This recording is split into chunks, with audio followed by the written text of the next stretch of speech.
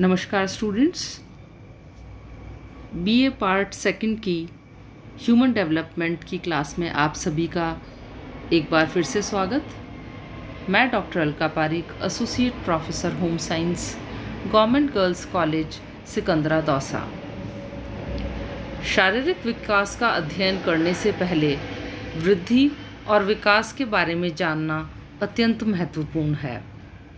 तो बच्चों, आज की क्लास में हम पढ़ेंगे ग्रोथ एंड डेवलपमेंट।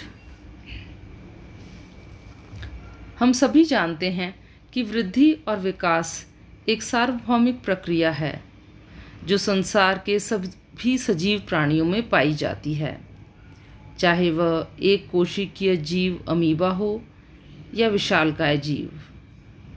पशु पक्षी, पेड़ पौधे, कीट पतंगे, समुद्री जीव, मनुष्यों सभी में वृद्धि और विकास की प्रक्रिया पाई जाती है।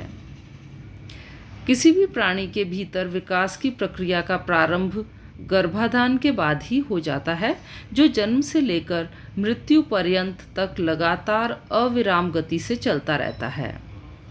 हाँ, विकास की इस क्रम में उतार चढ़ाव अवश्य आते हैं। कभी विकास की गति धीमी हो जाती है तो कभी तीव्र। मानव जाति में यदि विकास की प्रक्रिया पर ध्यान दें तो हम पाते हैं कि शैशवावस्था और बाल्यावस्था में विकास की गति तीव्र होती है और प्रौढ़ावस्था तथा वृद्धावस्था में मंद। अर्थात जीवन के प्रारंभिक अवस्था में विकास की गति तीव्र होती है तो उत्तरार्ध में मंद, परंतु वृद्धि की दर गर्भाधान से लेकर किशोरावस्था तक तीव्र होती है और युवावस्था प्राप्त होने के बाद रुक जाती है।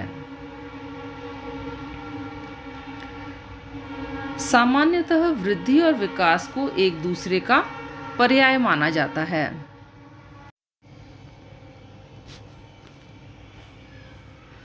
और वृद्धि के स्थान पर विकास और विकास के स्थान पर वृद्धि का उपयोग किया जाता है, यानी इन्हें एक पर्याय के रूप में प्रयुक्त किया जाता है।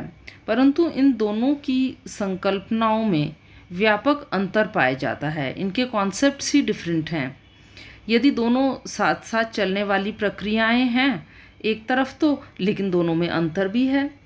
वृद्धि जहाँ मात्रात्मक परिवर्तनों यानी क्वांटिटेटिव चेंजेस को दर्शाता है, जिसमें कि शरीर का आकार, वजन, लंबाई और संरचना में वृद्धि सन्निहित है, या हम ये कह सकते हैं कि वृद्धि में ऊर्ध्वमुखी बढ़ाव होता है, वहीं विकास गुणात्मक परिवर्तनों की ओर इंगित करता है, यानी वृद्धि हुआ क्वांटिटेटिव चेंजेस और विकास हुआ क्वालिटेटिव चेंजेस।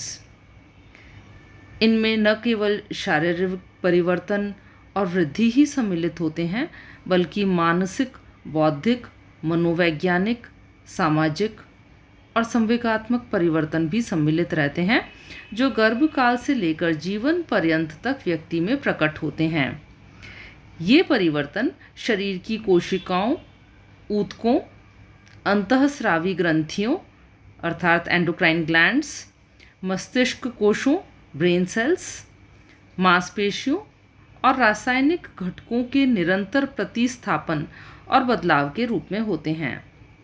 दूसरे शब्दों में, व्यक्ति के भीतर विभिन्न प्रकार के शारीरिक, मानसिक और संवेगात्मक क्रमिकों के परिवर्तन की उत्पत्ति ही विकास है। इस सभी डिस्कशन से ये स्पष्ट है कि वृद्धि और विकास में व्यापक अंतर है, परंतु इन अंतर को अलग अलग करके हम नहीं देख सकते, क्योंकि ये दोनों ही प्रक्रिया साथ साथ चलने वाली है। ऐसा नहीं है कि पहले वृद्धि होगी और उसके बाद विकास होगा, बल्कि वृद्धि और विकास साथ साथ चलते रहते हैं। वृद्धि होती है, फिर विकास होता है, फिर वृद्धि होती है, तो इस तरह से यह प्रक्रिया चलती रहती है। अगर शारीरिक अंगों का या संरचनाओं की में अगर वृद्धि नहीं होगी तो इनका विकास भी नहीं होगा। जब शारीरिक अंगों या संरचनाओं में वृद्धि होती है तभी उनके कार्यों में विकास भी होता है। अब हम जानेंगे कि ग्रोथ क्या होता है, वृद्धि किसे बोलते हैं, वृद्धि का अर्थ। वृद्धि का सामान्य अर्थ होता है बढ़ना या फैलना, टू ग्रो और टू एक्सपेंड। लेकिन बाल विकास और बाल मनोविज्ञान की दृष्टि से वृद्धि का तात्पर्य उन संरचनात्मक शारीरिक परिवर्तनों से है जो एक व्यक्ति में परिपक्वता के दौरान चलने वाले क्रम में होती है, जिसमें ऊर्ध्वमुखी बढ़वार होती है। इसे ही वृद्धि कहते हैं। और इसीलिए हम वृद्धि को किस रूप में देखते हैं, व्यक्ति की लंबाई, उसका आकार, उसके वजन में वृद्धि, इस तरह से हम देखते हैं। वृद्धि या ग्रोथ एक मात्रात्मक परिवर्तन है जिसे हम आसानी से देख सकते हैं, जो इंच, सेंटीमीटर, ग्राम, किलोग्राम में हम उसे नाप भी सकते हैं। जन्म के समय जब एक नन्हा सा बालक जिसकी की लंबाई 17 से 18 इंच होती है, वो 18 वर्ष पर 5.5 या 6 फीट का हो जाता है। इसी तरह से जन्म के समय शिशु का वजन 3 से 3.5 केजी तक होता है, और जब वो वयस्क हो जाता है तो 50 या 60 किलो का हो जाता है। तो इस प्रकार उसके शारीरिक संरचनाओं में व्यापक परिवर्तन देखने को मिलता है, और इसे ही हम वृद्धि के रूप में आंकते हैं। मनुष्य में वृद्धि परिपक्वता या मैच्योरिटी तक होती है। अगर हम दूसरे शब्दों में कहें तो वृद्धि में परिवर्तन केवल शारीरिक और संरचनात्मक ही नहीं होता, इसके अंदर परिपक्वता भी आती है। और जब व्यक्ति एक परिपक्व स्टेज प्राप्त कर लेता है, जैसे कि अगर 18 वर्ष का व्यक्ति हो जाता है, 18-19 साल का, उसके बाद में हाइट नहीं बढ़ती है, तो ये हुआ कि मैच्योरिटी तक ग्रोथ देखी जाती है। तो हम ये कह सकते हैं विकास की तरह वृद्धि निरंतर चलने वाली प्रक्रिया नहीं है, बल्कि यह एक निश्चित अवधि तक ही चलती है और उसके बाद वृद्धि की दर 0 हो जाती है।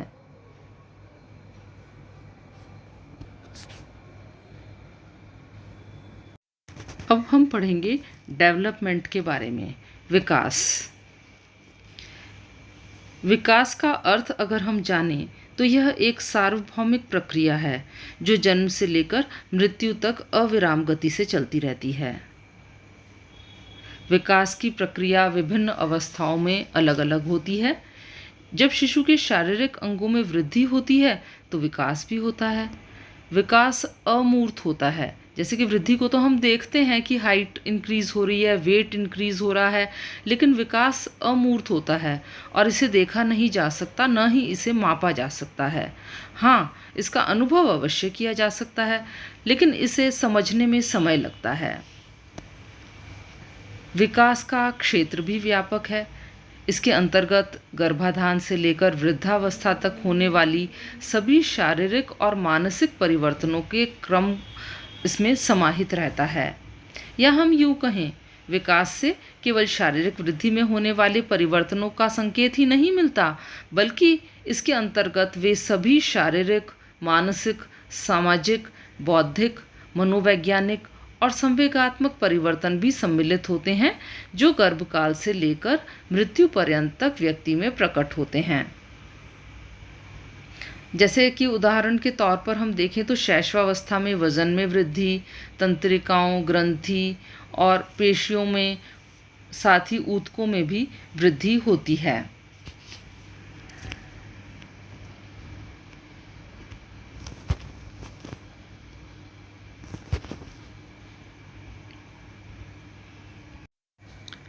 अब यदि हम वृद्धि और विकास में अंतर देखें, अच्छा पहले हम थोड़ा सा देखते हैं विकास को। अगर हम एक एट अ ग्लैंस अगर हम देखें तो ये एक सार्वभौमिक प्रक्रिया है, सतत रूप से चलने वाली प्रक्रिया है जो गर्भाधान से लेकर मृत्यु पर्यंत तक चलती है। कार्मिक परिवर्तनों की श्रृंखला है ये एक। विकास का क्षेत्र व्यापक होता है और इसकी संकल्पना विस्तृत। इसका प्रारंभ वृद्धि से पहले होता है। विकास से व्यक्ति में नई योग्यताएं और क्षमताएं आती हैं और इसमें गुणात्मक परिवर्तन देखा जाता है। वृद्धि और विकास में अगर हम अंतर देखें तो देखो बच्चों, वृद्धि तो मात्रात्मक परिवर्तन होता है, यानी ये ऊर्ध्वाधर बढ़वार को दिखाती है, जबकि विकास में गुणात्मक परिवर्तन होता है, यानी क्वालिटेटिव चेंज। लेकिन हरलॉक ने माना है कि विकास में मात्रात्मक और गुणात्मक दोनों प्रकार के ही परिवर्तन देखे जा सकते हैं। विकास अमूर्त होता है जबकि वृद्धि मूर्त होती है और इसे हम देख सकते हैं। वृद्धि मापनीय होती है क्योंकि इसमें परिवर्तन परिमाणात्मक होते हैं, आकार, वजन, लंबाई आदि को मापा जा सकता है, जबकि विकास अमापनीय होता है क्योंकि इसमें परिवर्तन गुणात्मक होते हैं। हाँ, हम इसको अनुभव जरूर कर सकते हैं। वृद्धि में परिवर्तन केवल शारीरिक होता है, चाहे ये बाह्य अंग का हो या फिर आंतरिक अंगों का हो, लेकिन विकास व्यक्ति के विभिन्न क्षेत्रों में होता है, जैसे कि शारीरिक क्षेत्र, मानसिक से क्षेत्र, उसका सामाजिक दायरा बढ़ना। शुरू में हम देखते हैं कि जो बालक है वो सिर्फ खुद तक ही सीमित रहता है, धीरे धीरे वो पेरेंट्स को, अपने भाई बहनों को पहचानने लगता है, उसके बाद में परिवार के दूसरे सदस्यों को और उसके बाद आस पड़ोस को, और जब बच्चा स्कूल जाता है तो उसका सामाजिक स्तर और अधिक व्यापक हो जाता है। वो अपने गुरुजनों को जानने लगता है, नए मित्र बनाता है। तो इस तरह से सामाजिक विकास भी का एक विकास का दायरा होता है। इसके अलावा बौद्धिक विकास, संवेगात्मक विकास, संज्ञात्मक विकास, इन सभी को मापा नहीं जा सकता, जबकि वज़न में वृद्धि हो या अगर हाइट के अंदर वृद्धि हो तो उसे मापा जा सकता है। पांचवा ये है कि वृद्धि का क्षेत्र संकुचित है जबकि विकास का क्षेत्र व्यापक है। जैसा हमने देखा, वृद्धि की संकल्पना संकीर्ण है, ये भ्रूणावस्था से प्रारंभ होती है और परिपक्वता प्राप्त करते करते रुक जाती है। लेकिन विकास की संकल्पना विस्तृत है ये, क्योंकि भ्रूणावस्था से लेकर जीवन पर्यंत तक यह चलती रहती है। हम हर समय कुछ न कुछ नया सीखते हैं। एक 50 साल का, एक 60 साल का, एक 70 साल का व्यक्ति हर समय कुछ न कुछ सीखता है। तो विकास पूरे जीवन क्रम तक चलता रहता है, जबकि वृद्धि एक आयु तक 18-19 साल के बाद में समाप्त हो जाती है। वृद्धि विकास का ही एक घटक है जो शरीर के विभिन्न अंगों में विभिन्न अवस्थाओं के दौरान एक निश्चित गति से होता है और एक निश्चित अवधि के बाद वृद्धि रुक जाती है। लेकिन विकास की प्रक्रिया एक निश्चित अवधि व सीमा तक साथ साथ चलती है और एक निश्चित अवधि के बाद इसका साहचर्य टूट जाता है। वृद्धि का प्रारंभ विकास के बाद होता है। विकास वृद्धि से पहले शुरू हो जाता है और जीवन पर्यंत चलता रहता है, क्योंकि विकास हम देखते हैं भ्रूणावस्था से ही शुरू हो जाता है। 9th पॉइंट है, वृद्धि में होने वाले परिवर्तन रचनात्मक होते हैं, जबकि विकास में होने वाले परिवर्तन रचनात्मक और विनाशात्मक दोनों होते हैं। जीवन के प्रारंभिक अवस्था में होने वाले परिवर्तन रचनात्मक होते हैं और उत्तरार्ध में होने वाले परिवर्तन डिस्ट्रक्टिव या विनाशात्मक। वृद्धि एक साधारण प्रक्रिया है जिसमें केवल शारीरिक परिवर्तन ही सम्मिलित होता है, जबकि विकास एक जटिल प्रक्रिया है और इसमें सीखना और परिपक्वता, लर्निंग एंड मैच्योरेशन, दोनों ही सम्मिलित रहते हैं। इसमें कोशिका विभाजन द्वारा अंगों में वृद्धि होती है, जबकि विकास के लिए विशेष प्रयत्न की जरूरत होती है। यह परिपक्वता की ओर व्यवस्थित, समनुगत और क्रमिक परिवर्तनों की श्रृंखला है। वृद्धि का क्रम व्यक्ति को वृद्धावस्था की ओर ले जाता है, जबकि विकास का क्रम व्यक्ति को परिपक्वावस्था प्रदान करता है। गर्भकालीन अवस्था से लेकर किशोरावस्था तक वृद्धि की गति तीव्र होती है और बाद में यह धीमी हो जाती है। 18 से 20 वर्ष की आयु प्राप्त करते करते वृद्धि रुक जाती है अगर हम देखें विकास की तरफ तो गर्भकालीन अवस्था में विकास सबसे तीव्र गति से होता है और उसके बाद उसकी गति धीमी हो जाती है। परिपक्वावस्था के बाद विकास की गति मंद पड़ जाती है। वृद्धि से संरचनाओं में परिवर्तनों का बोध होता है, जबकि विकास से अंगों के प्रकारों यानी फंक्शनिंग में परिवर्तनों का बोध होता है। तो बच्चों ये सारे थे वृद्धि और विकास में परिवर्तन, जबकि हम नॉर्मली ग्रोथ और डेवलपमेंट, वृद्धि और विकास को एक सा ही मान लेते हैं। लेकिन जब हम चाइल्ड साइकोलॉजी, ह्यूमन साइकोलॉजी के पॉइंट ऑफ व्यू से देखते हैं तो ये सारे अंतर वृद्धि और विकास में देखे जाते हैं। तो बच्चों आज की क्लास में हमने पढ़ा ग्रोथ की परिभाषा, वृद्धि की परिभाषा, उसका अर्थ, साथ ही विकास, इसका अर्थ और परिभाषा, और वृद्धि और विकास में किस प्रकार से अंतर होता है। क्या ह्यूमन साइकोलॉजी की जब हम पढ़ते हैं तो हम किस तरह से इनमें अंतर कर सकते हैं या इनको हम किस तरह से डिफरेंशिएट कर सकते हैं। तो आज की क्लास आशा करती हूँ आप सभी को पसंद आई होगी। पसंद आई तो लाइक, शेयर और सब्सक्राइब ज़रूर करें। अगली कक्षा में हम लोग विकास के रूप और विकास के प्रतिमानों की चर्चा करेंगे। आज के लिए इतना ही। थैंक यू, धन्यवाद।